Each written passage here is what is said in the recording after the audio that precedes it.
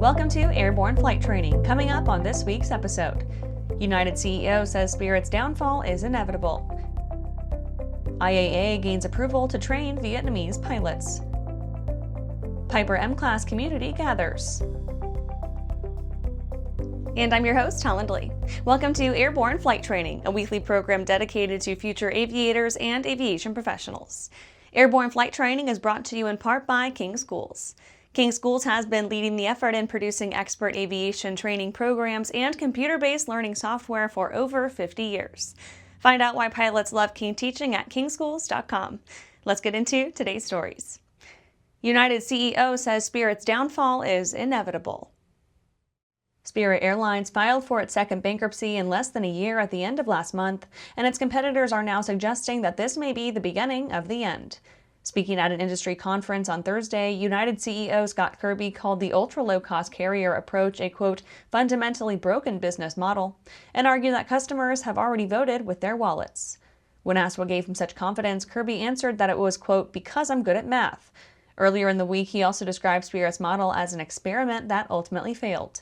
Unfortunately for Spirit, the public seems inclined to agree with Kirby, especially seeing as the carrier only emerged from its last Chapter 11 filing in March. Spirit didn't let the jab go unanswered. On X, the airline said, quote, Scott is finally right about something. It is all about customers. Our guests love low fares, especially our new Spirit First and Premium Economy options. Maybe that's why United executives can't stop yapping about us, end quote. Amid the back and forth, Spirit is making moves to save cash wherever possible. It recently announced it would cut more than a dozen routes, including service to Albuquerque, Birmingham, Boise, Oakland, Portland, Sacramento, Salt Lake City, San Diego, and San Jose. Plans to launch service in Macon, Georgia were also scrapped. After the break, Mexico achieves historic milestone in aircraft production.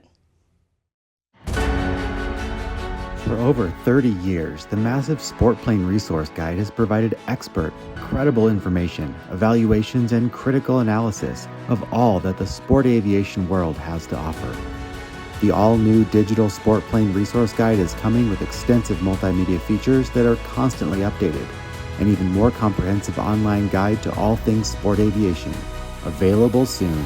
www.sportplane.com. Direct Fly USA proudly introduces the new Alto NG, a single-engine, two-seat light sport aircraft for the North American market.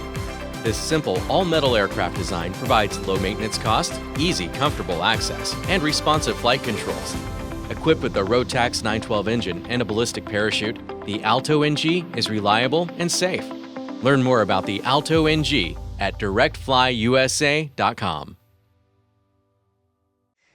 Welcome back. Now let's take a trip around the patch for some shorter stories. Mexico achieves historic milestone in aircraft production. After a nearly 70-year dormant period, Mexican aircraft production is back and better than ever with the official certification of the Halcon 2.1 sport plane. The last 100% Mexican-designed and manufactured plane to be cleared for production was the twin-engine Lascurian Ara in 1957. The Halcon 2.1 is the product of 11 years of work by Celaya-based Horizon Tech.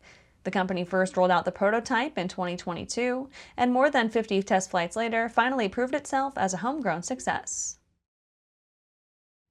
The weather company unveils AI-powered smart NOTAMs.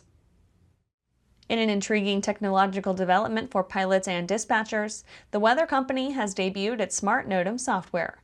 The system leverages artificial intelligence to track trends, summarize points, and spotlight priority information within airport notices, aiming to streamline pre-flight decision-making. At its core, Smart NOTAM sorts and groups notices by category, including airports, airspace, equipment, and navigation aids, then translates them into plain language. The system doesn't just flag keywords, it processes context to prioritize the most operationally relevant items. British Airways suspends drunk 787 pilot arrested at Edinburgh. British Airways suspended one of its pilots who was drunk while traveling as a passenger and caused a disruption in the cabin, with the captain returning to the departure gate at Edinburgh Airport and delaying the flight to London Heathrow for more than 90 minutes. Police Scotland arrested the 51-year-old pilot when she resisted them, and she has been restricted from duty as the airline and police investigate the incident. The pilot had been scheduled to operate a flight upon her arrival in London. FAA looks to renovate runway lighting systems. The FAA is looking for cheaper, faster ways to light up America's runways.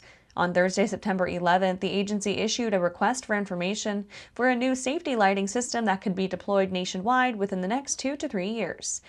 Today, 20 U.S. airports use runway status lights, which are embedded in pavement along runways and taxiways.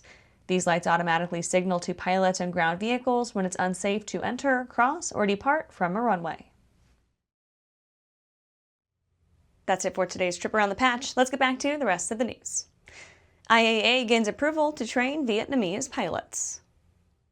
The Illinois Aviation Academy at DuPage County Airport in West Chicago, Illinois, announced it has been approved by the Civil Aviation Authority of Vietnam to train Vietnamese pilots under internationally recognized standards. IAA will now be able to support Vietnam's burgeoning demand for pro pilots. IAA, a Spartan Education Group school, will also be able to provide Vietnamese student pilots flight training that aligns with the requirements of both the FAA and CAAV. When they graduate, their licenses and qualifications convert to be used in Vietnam. Robert Werderick, Executive Vice President of Illinois Aviation Academy, said, quote, "From the first day of training, we provide students with personalized support from experienced instructors. They gain experience flying in a wide range of weather conditions and navigate complex airspace from well-equipped airports," end quote. IAA has been known for student-focused flight training for more than 30 years. It's led pilots from fundamentals of aviation to private pilot certification through to certified flight instructor, with the advanced ratings and certifications along the way. All of the training levels include ground school classes and studies. Illinois Aviation Academy has a 30,000 square foot facility, 30-plus aircraft in its fleet, as well as a simulator at its satellite facility at DeKalb Taylor Municipal Airport in DeKalb, Illinois. After these messages, Piper Mclass community gathers.